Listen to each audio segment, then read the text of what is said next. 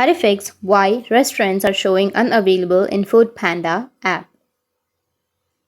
So if you want to fix the problem of the restaurants showing unavailable in Food Panda app, then first you need to just make sure that you have an internet connection.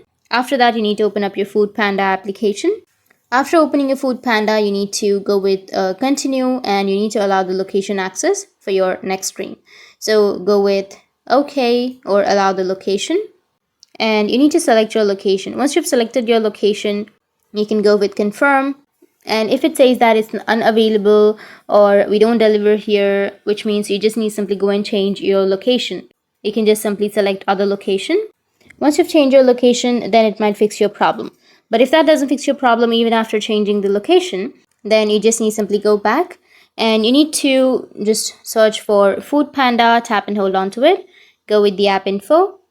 Under the app info, you need to go with storage and cache and go with clear cache.